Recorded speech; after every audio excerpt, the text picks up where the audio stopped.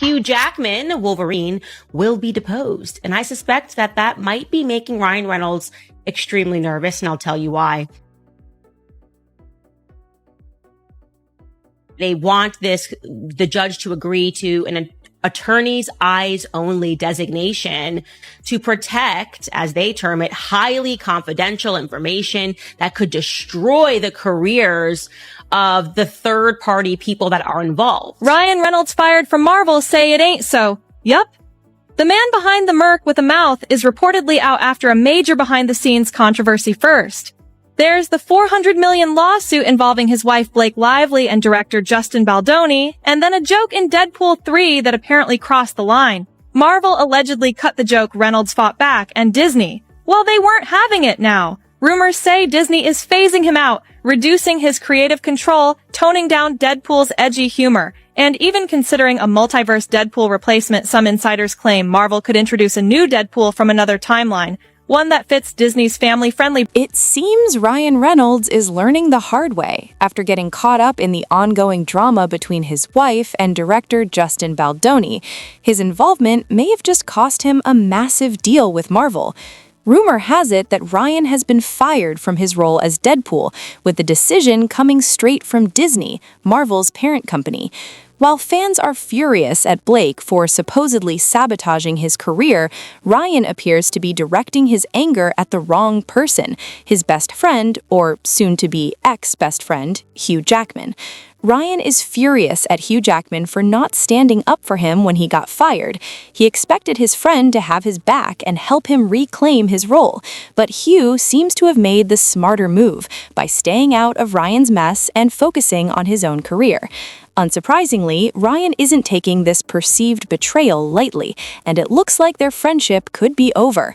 But why was he expecting Hugh to defend him? And does Hugh know something about the situation that the public doesn't?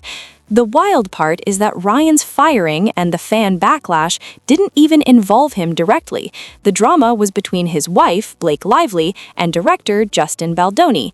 Somehow, Ryan, ever the devoted husband, felt he had to step in and defend Blake, and in doing so, he ended up losing a hugely lucrative Marvel gig. While it's understandable that he wanted to protect his wife, the fallout raises questions about how much he should have risked. There were so many ways Ryan could have handled this situation without it turning into a full-blown public scandal. But if you're wondering why Disney would even step into this drama and go so far as to fire him, it comes down to contracts. Every artist who signs with Disney or its subsidiaries, like Marvel, agrees to a morality clause, which gives the company the right to act if they believe someone's actions could damage their brand. For context, a morality clause is a contractual provision that allows a company to terminate an agreement, like an employment contract, if the other party engages in scandalous or offensive behavior.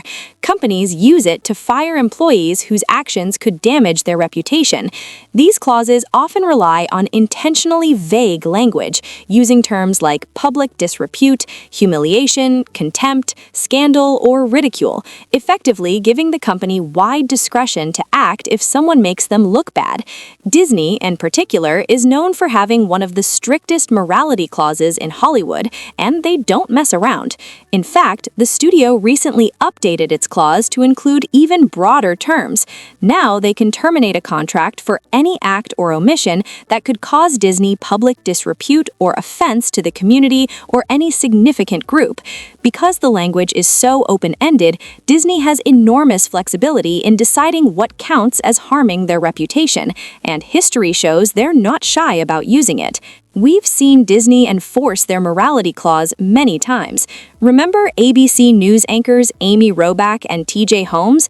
The two were involved in a scandalous affair, and even though they were consenting adults, both were fired less than a week after the news broke, ABC, of course, being a Disney subsidiary. That's not the only example. actress Hailey Bailey also felt the clause's effects. While she wasn't fired, reports claimed Disney deliberately withheld major award support for her role as Ariel in The Little Mermaid because she got pregnant out of wedlock. She was reportedly a contender for an Oscar for the song Part of Your World, but the studio refused to push her due to her status as an unwed mother, which they felt didn't align with their values. Given Disney's track record, it's not hard to see why they might decide to let Ryan go under the morality clause. This chaotic drama between Ryan, Justin, and Blake had been dragging on for far too long, and Disney executives reportedly grew uncomfortable because it was reflecting poorly on the company. But that wasn't the only reason Ryan got fired. Justin Baldoni also filed a court motion accusing Disney of enabling Ryan to bully him using the studio's platform. He claimed that the character Nice Pool, introduced at the end of Deadpool vs. Wolverine, was a deliberate jab at him. Reports say Brian Friedman sent a legal letter to Marvel boss Kevin Feige and Disney CEO Bob Iger, alleging that Ryan had aimed direct mockery at Baldoni through the scene, where Ryan's Deadpool variant, Nice Pool, quips, "Where in the God's name is the intimacy coordinator?" and even praises Lady Deadpool for snapping back after having a baby while invoking feminism, which Baldoni interprets as a swipe at him for promoting himself as a feminist during It Ends With Us promotions. The letter reportedly demands Disney and Marvel preserve all documents related to alleged harassment, ridicule, or intimidation, and hints at potential claims like interference with contracts and civil extortion. Whether the motion will hold up in court is unclear, but Disney has historically hated being dragged into messy disputes, and Ryan reportedly bore the brunt of it.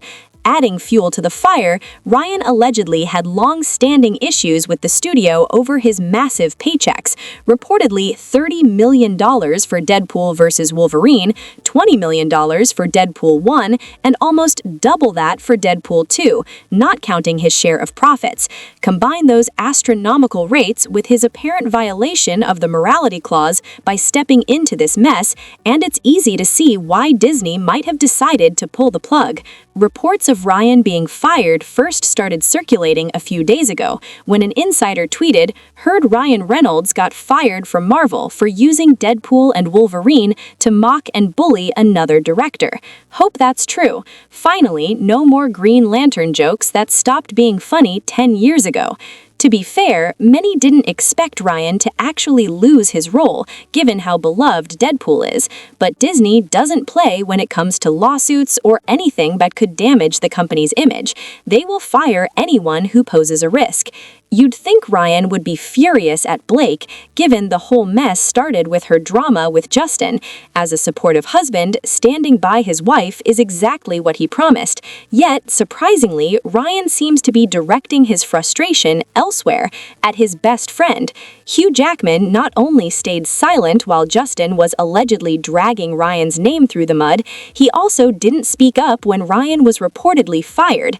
Ryan apparently expected Hugh to have his back and protest Disney's decision, but so far it's been complete radio silence from Hugh. On top of everything, Ryan apparently feels that Hugh has deliberately distanced himself since all this drama began, leaving him feeling betrayed. It's understandable. Ryan and Hugh have been close for years, practically like brothers, and being ghosted by someone he considered a lifelong friend would sting for anyone. But this is Hollywood, where everyone is hyper-focused on protecting themselves, often at the expense of others. Unfortunately for Ryan, he had to learn that lesson the hard way. That said, what exactly was he expecting? This situation has been messy from the start, and the fallout isn't just about the It Ends With Us drama. Fans have been digging into Ryan's past, and the results aren't flattering for him or Blake. For instance, many are questioning the choice to have their wedding at Boone Hall Plantation in South Carolina, and whether it was really a good or even romantic idea.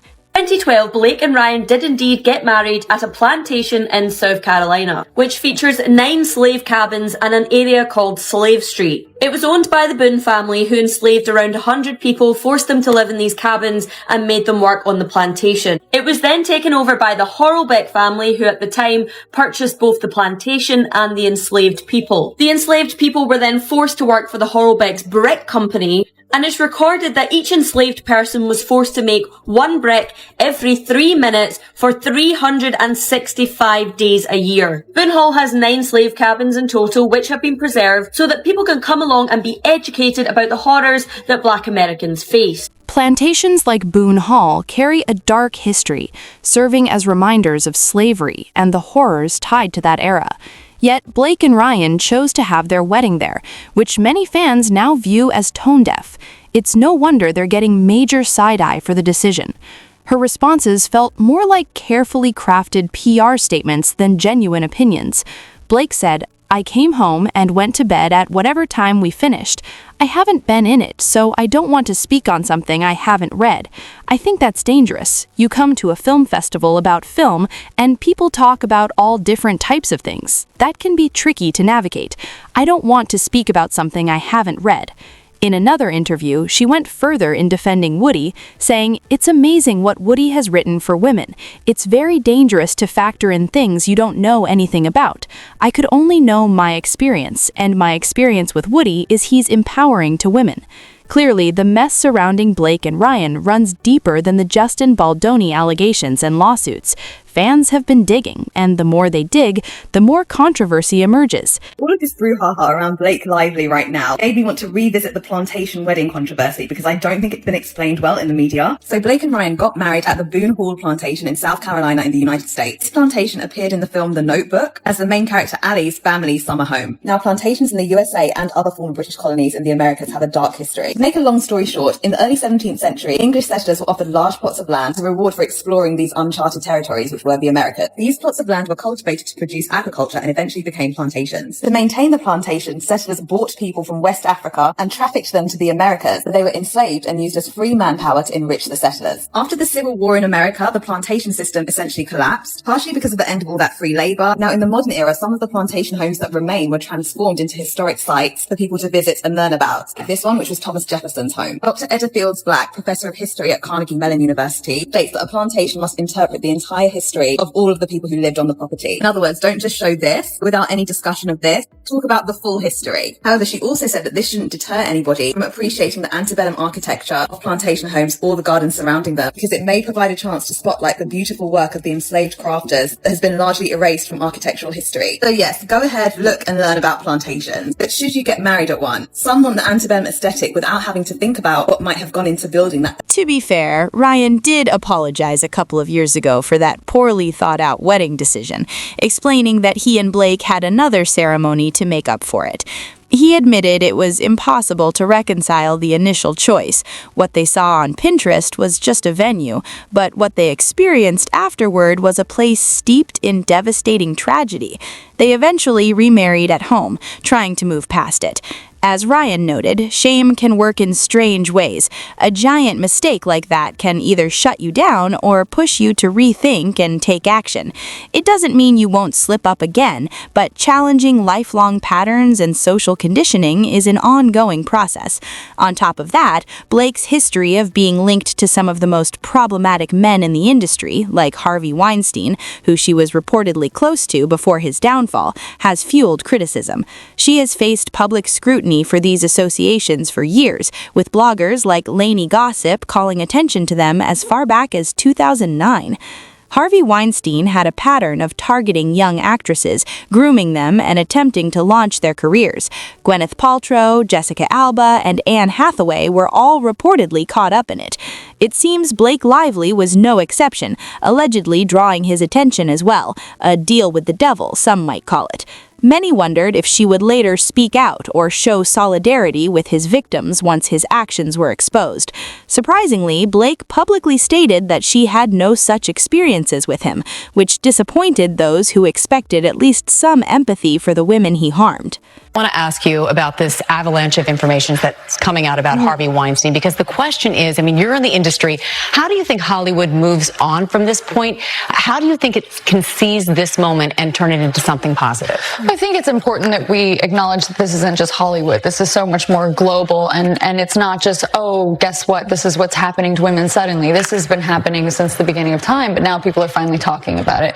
And I think that that's what's important, is that where I never had experiences like this with Harvey myself. I only had positive ones with him, but that goes to show where, you don't always see what's going on behind closed doors. So I think that when people come forward, that your bosses, you have to acknowledge it. There have been moments where I've come forward, where other people have come forward with things that just feel little and you're not sure. But when your bosses tell you that this is not a priority to them, then you think, okay, well then this must not be that big of a deal. Maybe what I'm complaining about isn't really that big of a deal. And it is. And you're right, that's every single workplace. But wait, there's more. Blake Lively also turned heads and raised eyebrows when she chose to work with Woody Allen.